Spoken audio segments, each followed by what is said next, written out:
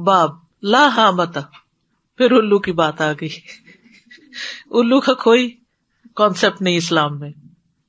الو ایک پرندہ ہوتا ہے جس سے لوگ نحوست پکڑتے ہیں، اور یہ مشہور ہے کہ وہ رات کو اڑنے والے پرندوں میں سے ہے. بوما کہتے ہیں عربی میں.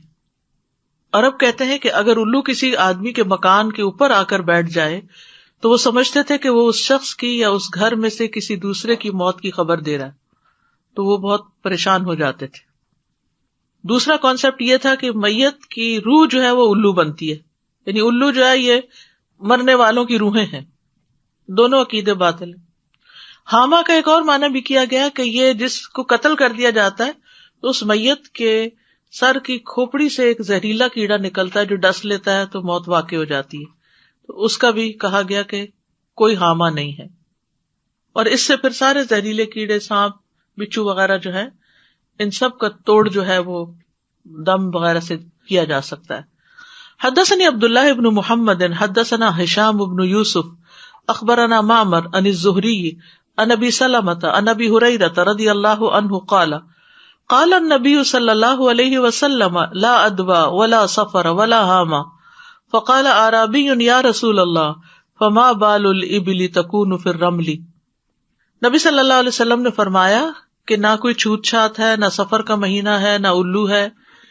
تو ایک اعرابی نے کہا اے اللہ کے رسول، فما بال الابل، اس اونٹ کے بارے میں آپ کا کیا خیال ہے، تکون فی الرمل، جو صحرا میں ہوتا ہے، کأنہا الظبا، گویا کہ وہ ایک ہرنی ہو، یعنی اتنا تیز دوڑتا ہے.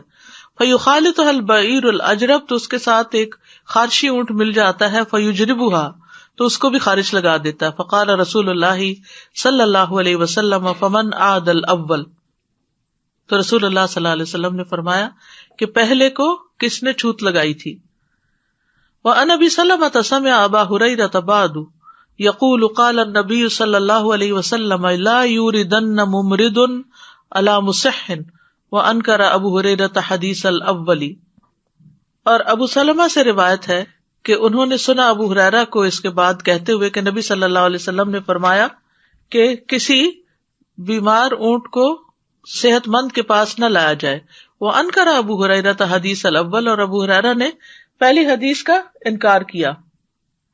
قلنا الم تحدث، ہم نے کہا آپ ہی نے تو بتایا تھا، انہ لا ادوى، کہ کوئی بھی چھوت چھات نہیں ہوتی.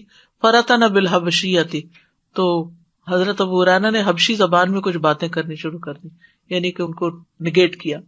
قال ابو سلمہ فما رأیت نسی حدیثا غیرہ، ابو سلمہ کہتے ہیں میں نے نہیں دیکھا کہ ابو ہریرہ اس ایک حدیث کے بھولنے کے علاوہ کچھ اور بھولے ہوں.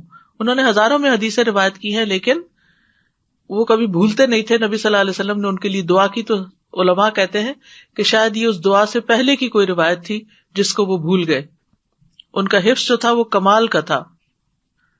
ابو ہریرہ ہی سے دونوں روایات حقیقت میں مروی ہیں، اور دونوں میں جو مماثلت ہے وہ یہ کہ پہلی حدیث میں یہ بتا دیا گیا کہ اپنا عقیدہ مضبوط رکھو، کسی سے کوئی نقصان تمہیں نہیں پہنچتا، ان تین چیزوں سے جن سے لوگ نحوست پکڑتے تھے. اور دوسری حدیث میں بیمار اونٹ کو صحت مند اونٹوں کے پاس لے جانے کی ممانعت ہے، کیونکہ جب وہ بیمار ہوں گے تو لوگ سمجھیں گے کہ پہلے نے بیماری لگا دی، حالانکہ کوئی بھی بیماری اللہ کے اذن سے آتی ہے.